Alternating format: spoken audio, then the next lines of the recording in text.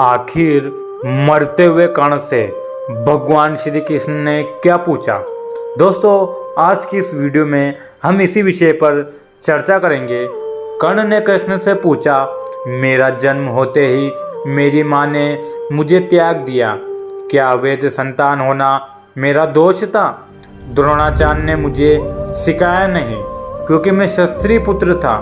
परशुराम जी ने मुझे सिखाया तो सही, परंतु श्राप दे दिया कि जिस वक्त मुझे उस विद्या की सर्वाधिक आवश्यकता होगी मुझे उसका विस्मरण होगा, क्योंकि उनके अनुसार मैं क्षत्रिय नहीं था, केवल संयोगवश एक गाय को मेरा बाण लगा और उसके स्वामी ने मुझे श्राप दे दिया, जबकि मेरा कोई दोष नहीं था।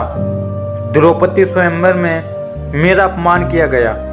माता कुंती ने मुझे आखिरी में मेरा जन्म रहस्य बताया भी तो अपने अन्य बेटों को बचाने के लिए। जो भी मुझे प्राप्त हुआ दुर्योधन से ही हुआ है, तो अगर मैं उसकी तरफ से लड़ूं तो मैं गलत कहाँ हूँ? तभी भगवान श्री कृष्ण ने उत्तर दिया, कर्ण, मेरा जन्म कारागार में हुआ है। जन्म से पहले ही मृत्यु मेरी प्रतीक्षा में घात लगाई थी।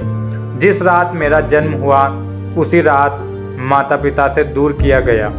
तुम्हारा बचपन खंडंग, रथ, घोड़े, धनुष और बाण के बीच उनकी ध्वनि सुनते बीता। मुझे ग्वाले की गौशाला मिली, गोबर मिला और खड़ा होकर चल भी पाया। उसके पहले ही कई प्राणघातक हमले झेलने पड़े। कोई सेना नहीं, कोई शिक्षा नहीं, लोगों से ताने ही मिले कि उनकी समस्याओं का कारण मैं हूँ। तुम्हारे गुरु जब तुम्हारे शौर्य की तारीफ कर रहे थे, मुझे उस उम्र में कोई शिक्षा भी नहीं मिली थी। जब मैं 16 वर्ष का हुआ तब कर्ण जाकर ऋषि संदीप के गुरुकुल पहुंचा। तुम अपनी पसंद की कन्या से विवाह कर सके। जिस कन्या से मैंने प्रेम किया वो मुझे नहीं मिली और उनसे विवाह करने पड़े जिन्हें मेरी चाहत थी या जिनको मैंने राक्षसों से बचाया था। मेरे पूरे समाज को यमुना के किनारे से हटाकर एक दूर समुद्र के किनारे बसना पड़ा। उन्हें जरासंध से बचाने के लिए रण से पलायन के कारण मुझे वीरू भी कहा गया। अगर दुर्योधन युद्ध जीतता है तो तुम्हें बहुत श्रेय मिलेगा। धर्मराज अगर जीतता है तो मुझे क्या मिलेगा? मुझे केवल युद्ध और युद्ध से निर्माण हुई समस्याओं के लिए दोष दिया जाएगा। एक बात का स्मरण रहे कर्ण, हर किसी को जिंदगी चुनौती देती है। जिंदगी किसी के भी साथ न्याय नहीं करती। दुर्योधन ने अन्याय का सामना किया है तो युधिष्ठिर ने भी अन्याय भुगता है, लेकिन सत्य धर्म क्या है यह तुम जानते हो कर्ण।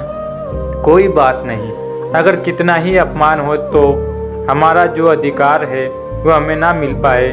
मैं तो इस बात का है कि तुम उस समय उस संकट का सामना कैसे करते हो। रोना धोना बंद करो कर्ण, जिंदगी न्याय नहीं करती। इसका मतलब ये नहीं होता कि तुम्हें अधर्म के पथ पर चलने की अनुमति है। तो दोस्तों, मरते हुए कर्ण से भगवान श्री कृष्ण ने क्या कहा था ये मैंने आपको इस वीडियो में बता दिया है। वीडियो पसंद आई तो लाइक करिए, शेयर करिए, चैनल पर नए हैं तो चैनल को सब्सक्राइब करिए। और अगर आप सभी को इस वीडियो की हिंदी चाहिए तो डिस्क्रिप्शन में लिंक दिया हुआ है, वहां जाकर आप पढ़ सकते हैं। धन्यवाद।